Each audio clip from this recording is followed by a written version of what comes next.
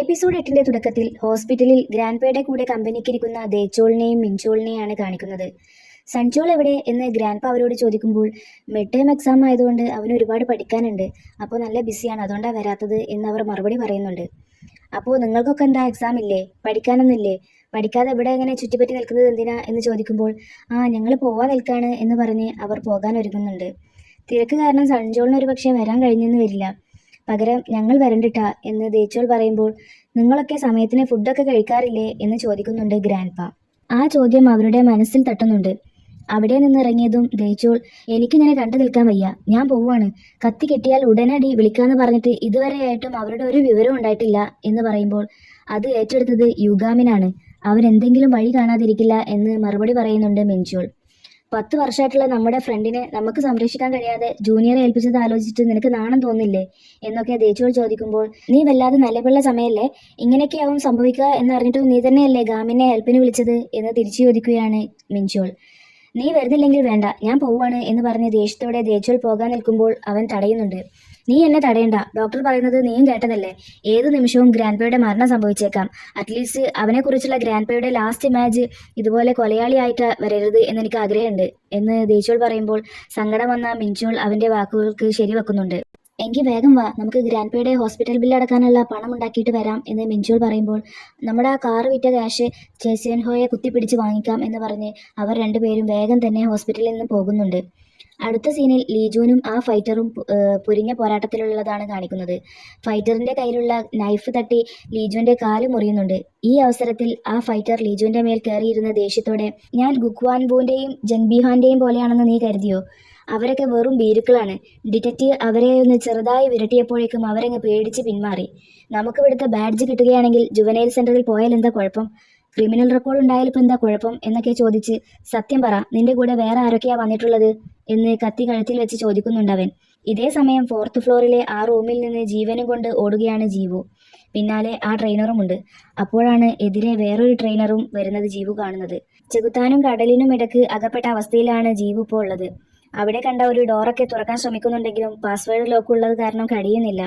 എതിരെ വന്ന trainer B, നിന്റെ യൂണിഫോം കണ്ടിട്ട് ഹെച്ചങ് ഹൈസ്കൂളിലെ പോലെയുണ്ടല്ലോ, പക്ഷേ നിന്നെ ഇതുവരെ ഞാൻ അവിടെയൊന്നും കണ്ടിട്ടില്ലല്ലോ എന്നൊക്കെ പറയുമ്പോൾ കുറേ കാലമായി ഞാനൊരു പെൺകുട്ടിയുമായി ഏറ്റുമുട്ടിയിട്ട് എന്ന് ട്രെയിനർ എയും പറയുന്നുണ്ട്. നിന്റെ കയ്യിലെന്താ, ഒരു പെൺകുട്ടിക്ക് ആവശ്യമില്ലാത്ത എന്തോ അല്ലേ അത് എന്ന് പറഞ്ഞ് കയ്യിലേക്കൊന്ന് നോക്കി, അവൾക്ക് എന്തോ അറിയാമെന്നാണ് എനിക്ക് തോന്നുന്നത് എന്ന് ട്രെയിനർ ബി പറഞ്ഞ് അവളുടെ അടുത്ത് നിന്ന് അത് വാങ്ങിക്കാൻ വരുമ്പോൾ ജീവു അവനെ തടഞ്ഞ് എടുത്തിടുന്നുണ്ട്. എന്നിട്ട് അവൾ വേഗം ഓടി രക്ഷപ്പെടാൻ നോക്കുമ്പോൾ ട്രെയിനർ എ അവളുടെ മുടി പിടിച്ച് വലിച്ച്, ഓ നിന്നെ കാണാൻ നല്ല ഭംഗിയുണ്ടല്ലോ, പക്ഷെ നിനക്ക് മുൻകോപം കുറച്ച് കൂടുതലാണ് എന്നൊക്കെ പറയുമ്പോൾ ജീവു അവനെ തെറി വിളിക്കുന്നുണ്ട്. നിന്റെ കണ്ണുകളിലെ ഈ വെറുപ്പ് ഭയമായി മാറുന്നത് കാണാൻ നല്ല രസമുണ്ട് എന്ന് പറഞ്ഞ് ട്രെയിനറിയെ മുട്ടുമടക്കി അവളുടെ നാവിക്ക് ഇടിക്കുമ്പോൾ ബോധം പോയി ജീവു താഴെ വീഴുന്നുണ്ട്. ഇതേ സമയം സേഹ്യുൻ ഗാമിനോട് ലീജുവിൻ്റെയും ജീവുവിൻ്റെയും കണക്ഷൻ നഷ്ടമായ വിവരം അറിയിക്കുമ്പോൾ അവർ ഓക്കെ തന്നെ ആയിരിക്കില്ലേ എന്ന് ചോദിക്കുന്നുണ്ട് ഗാമിൻ. അവർ സംസാരിക്കുന്നതിനിടയിൽ ടീച്ചർ ലീയുടെ കോൾ ഗാമിൻ്റെ ഫോണിലേക്ക് വരുന്നത് കാരണം സേഹ്യുനുമായിട്ടുള്ള കണക്ഷൻ പോകുന്നുണ്ട്. ടീച്ചർ ലീ ഗാമിനോട് മിഡ് ടേം എക്സാം അല്ലേ, പഠിക്കാനൊക്കെ സ്റ്റാർട്ട് ചെയ്തില്ലേ എന്ന് ചോദിച്ച്, ഞാൻ ഇന്നലെ തന്ന ആ മോഡൽ ക്വസ്റ്റ്യൻ പേപ്പറിൽ കുറച്ച് എററുണ്ട്, അതൊന്ന് എടുത്ത് കറക്റ്റ് ചെയ്യുമോ എന്ന് ചോദിക്കുമ്പോൾ ഇപ്പോഴോ എന്ന് ചോദിക്കുന്നുണ്ട് ഗാമിൻ. എന്താ ഇപ്പോൾ കഴിയില്ലേ, നീ പുറത്താണോ എന്ന് ടീച്ചർ ചോദിക്കുമ്പോൾ അല്ല, ഞാൻ വീട്ടിൽ തന്നെയുണ്ട്, ഞാൻ ഇപ്പം തന്നെ ചെയ്യാമെന്ന് പറഞ്ഞ് വേഗം ബാഗ് എടുത്ത് ബുക്ക് എടുക്കാൻ ശ്രമിക്കുകയാണ്. താഴെ ആൻഹുളിനെ യാത്രയാക്കുകയാണ് ആ കില്ലർ. അയാളുടെ പേര് ചേ സ്യുൻഹോ എന്നാണ്. പെട്ടെന്നാണ് അയാളുടെ തലയിലേക്ക് ഒരു നോട്ട്ബുക്ക് വന്ന് വീഴുന്നത്. അത് ഗാമിൻ്റെ ബുക്കായിരുന്നു. അയാൾ മുകളിലേക്ക് നോക്കുമ്പോഴേക്കും ഗാമിൻ വേഗം ഒളിക്കുന്നുണ്ട്. ചേ സ്യുൻഹോ ആ ബുക്ക് എടുത്ത് പേരൊക്കെ ഒന്ന് നോക്കി സംശയാസ്പദമായി മുകളിലേക്ക് ഒന്നും കൂടെ നോക്കുന്നത് നമുക്ക് കാണാം. അല്പനേരത്തിന് ശേഷം ഗാമിൻ താഴേക്ക് നോക്കുമ്പോൾ അയാൾ അവിടെ കാണുന്നില്ലായിരുന്നു. അപ്പോഴാണ് ബോധം പോയ ജീവുവിനെയും തോളിലിട്ട് ട്രെയിനർ എയും ബിയും ഒരു കാറിനടുത്തേക്ക് വരുന്നത് അവൻ കാണുന്നത്. അവൻ ജീവു അല്ലേ അത് എന്ന് ഒരു ടെൻഷനോടെ പറയുന്നത് കേട്ട ടീച്ചർ ജീവുവിന് എന്ത് പറ്റി എന്ന് ചോദിക്കുമ്പോൾ ഒന്നുമില്ല ടീച്ചർ, ഞാൻ കുറച്ച് കഴിഞ്ഞ് വിളിക്കാം എന്ന് പറഞ്ഞ് അവൻ വേഗം ഫോൺ കട്ട് ചെയ്യുന്നുണ്ട്. എന്നിട്ട് ഓടിച്ചെന്ന് ഡോറിൽ ആഞ്ഞു ചവിട്ടുകയാണ്. സേഹ്യുണ്ണും ഹിവണ്ണും അവരാരുമായും കണക്ട് ചെയ്യാൻ സാധിക്കുന്നില്ല. അവൻ ടെൻഷൻ അടിച്ച് ഡ്രോണിലൂടെ ഗാമിനെ കാണാൻ ശ്രമിക്കുമ്പോഴാണ് പെട്ടെന്ന് ഡ്രോൺ താഴെ വീഴുന്നത്. ഇതെന്ത് പറ്റി, എന്തെങ്കിലും എറർ സംഭവിച്ചോ എന്ന് പരിശോധിക്കുമ്പോഴാണ് പെട്ടെന്ന് സ്ക്രീനിൽ മിൻഹ്വാന്റെ മുഖം ഇവർ കാണുന്നത്. അവൻ ഡ്രോൺ ഗൺ യൂസ് ചെയ്ത് വീഴ്ത്തിയതാണ്. മിൻഹ്വാൻ ആ ഡ്രോൺ കയ്യിലെടുത്ത് തിരിച്ചു മറിച്ചു നോക്കി അതിന്മേൽ എഴുതിയിട്ടുള്ള ഹീവൺ എന്ന പേര് കാണുന്നുണ്ട്. ഇത് കണ്ട് പേടിച്ച് വിറച്ചു നിൽക്കുകയാണ് സേഹ്യൂണും ഹീവണും.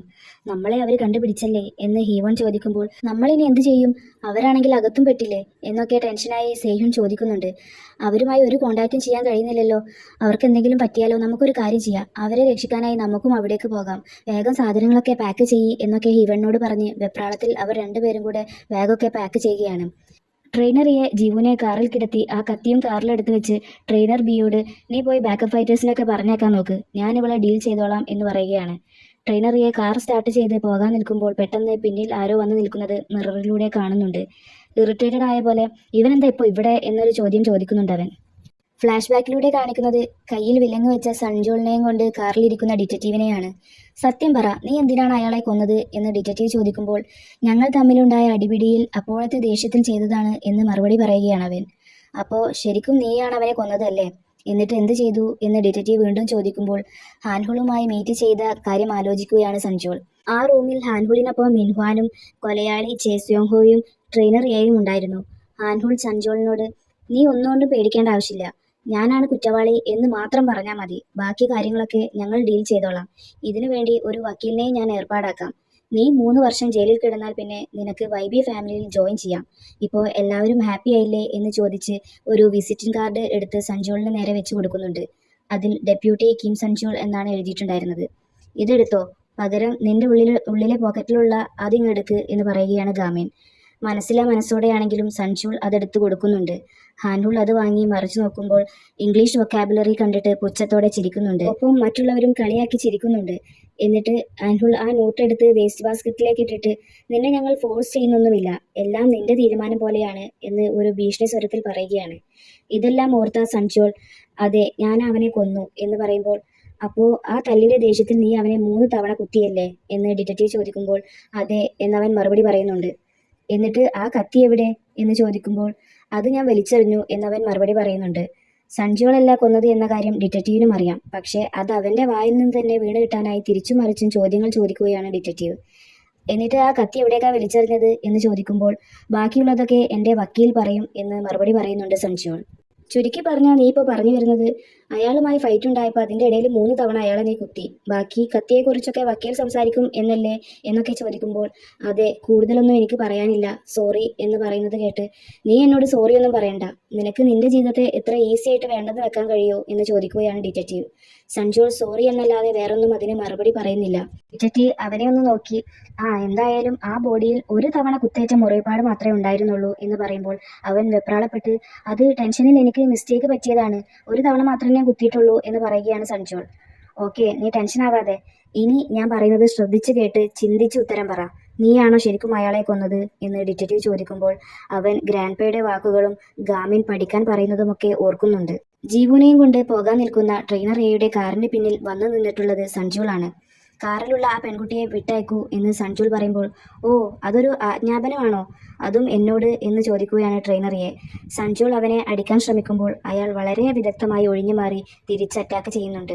ട്രെയിനറിയയുടെ മുന്നിൽ സഞ്ജുൽ വീണു പോകുന്നുമുണ്ട്. ട്രെയിനറിയെ അവൻ്റെ അടുത്തേക്ക് വന്ന് പുച്ഛത്തോടെ നീ ഇങ്ങനെ അടിയുണ്ടാക്കാൻ വരികയാണെങ്കിൽ നിന്റെ കൂടെയുള്ളവന്മാരെയും കൂടെ അറ്റ്ലീസ്റ്റ് കൊണ്ടുവരണ്ടേ, എന്നെയൊക്കെ നേരിടാൻ നിന്നെക്കൊണ്ട് ഒറ്റയ്ക്ക് താങ്ങോ എന്നൊക്കെ ചോദിക്കുമ്പോൾ പിന്നിൽ നിന്ന് നിന്നോട് ഏറ്റുമുട്ടാൻ ഞങ്ങൾ വന്നിട്ടുള്ളടാ എന്ന് പറയുകയാണ് 2 ചോൾമാർ. നിന്നെ ഞങ്ങളിന്ന് ശരിയാക്കി തരാം എന്ന് പറഞ്ഞ് അവർ ഫൈറ്റ് ചെയ്യാനായി ട്രെയിനർ എയുടെ നേരെ ഓടിയെടുക്കുകയാണ്. ഇതേ സമയം കാറിൽ കിടക്കുന്ന ജീവുവിന് ബോധം വരുന്നുണ്ട്. അവൾ എഴുന്നേറ്റിരുന്ന് സ്ഥലകാല ബോധം വന്നയുടനെ അന്വേഷിച്ചത് കത്തിയെയാണ്. ആ കത്തി ഫ്രണ്ട് സീറ്റിൽ ഇരിക്കുന്നത് കണ്ട് സന്തോഷത്തോടെ അതെടുത്ത് പൊട്ടന്മാർ, ഏറ്റവും ഇമ്പോർട്ടൻ്റ് എന്താ എന്ന് അവർക്കിപ്പോഴും മനസ്സിലായിട്ടില്ല എന്ന് പറഞ്ഞ് മെല്ലെ ഡോറ് തുറന്ന് ഫൈറ്റ് ചെയ്തുകൊണ്ടിരിക്കുന്ന അവരുടെ ശ്രദ്ധയിൽപ്പെടാതെ പുറത്തിറങ്ങാൻ ശ്രമിക്കുകയാണ്. ട്രെയിനറിയെ നിഷ്പ്രയാസം മൂവർ സംഘത്തെയും അടിച്ചിടുന്നുണ്ട്. എന്നിട്ട് സഞ്ജോളിന്റെ അടുത്തേക്ക് ചെന്ന് അവർ പറഞ്ഞതുപോലെ അനുസരിച്ച് നീ ജയിലിൽ പോയിട്ടുണ്ടായിരുന്നെങ്കിൽ ഞാൻ നിന്നോട് നല്ലപോലെ പെരുമാറുമായിരുന്നു, അത്രയും വലിയ സൗഭാഗ്യമല്ലേ നീ തട്ടിക്കളഞ്ഞത് എന്നൊക്കെ പറയുന്നത് കേട്ട ജീവു ദേഷ്യത്തോടെ തെറി വിളിച്ച് അവനെ അറ്റാക്ക് ചെയ്യാനായി പോവുകയാണ്. ഇവിടെ ലീജുനും ഫൈറ്ററും ഇപ്പോഴും നല്ല ഫൈറ്റിങ്ങിൽ തന്നെയാണ്. ലീജൻ കത്തി പിടിച്ചു മാറ്റുമ്പോൾ അവൻ്റെ കൈ മുറിഞ്ഞ് ചോരയൊലിക്കുന്നുണ്ട്.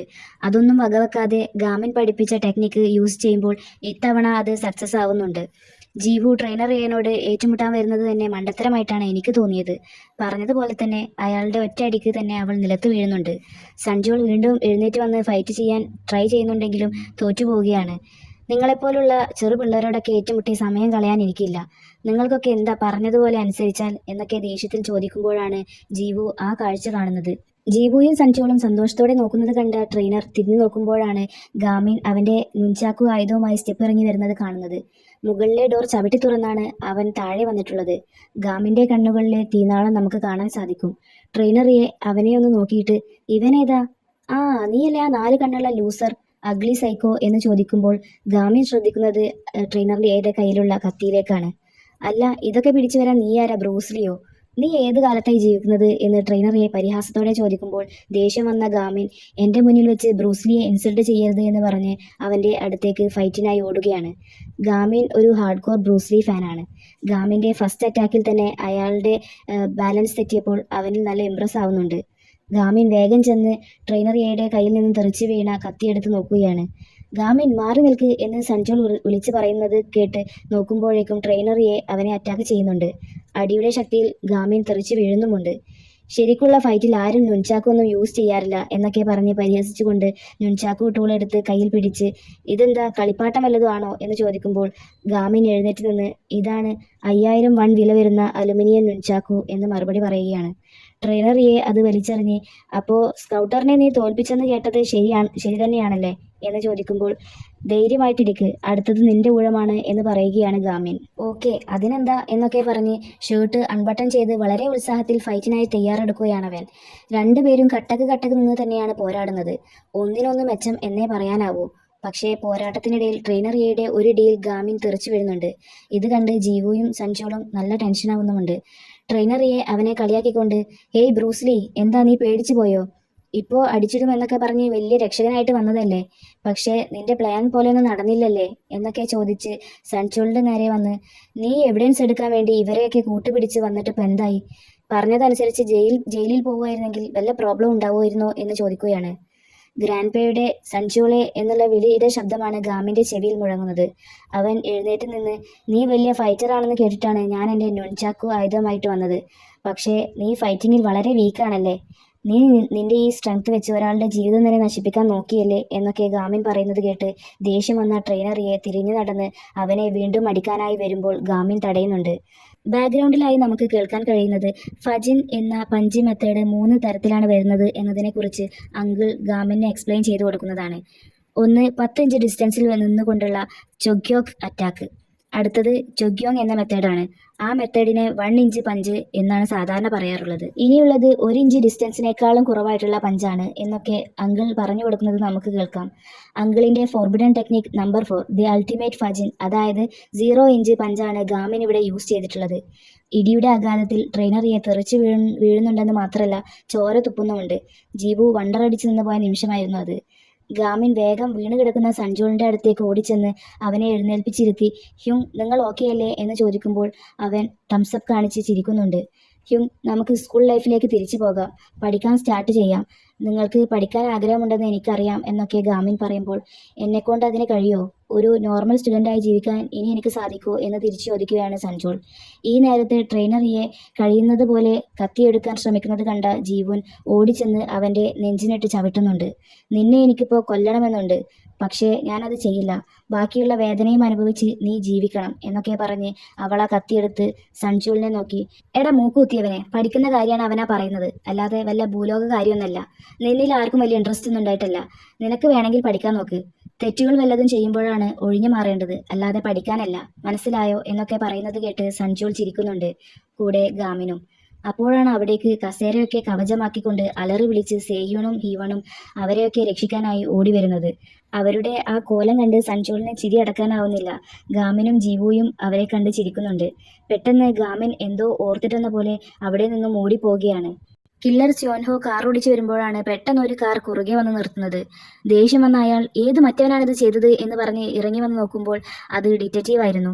അല്ല, ആരാപ്പ ഇത് എന്ന് ഡിറ്റക്റ്റീവ് ചോദിക്കുമ്പോൾ, മിസ്റ്റർ നാട്ടെ, എന്താ എവിടെ എന്ന് തിരിച്ചു ചോദിക്കുകയാണ് അയാൾ.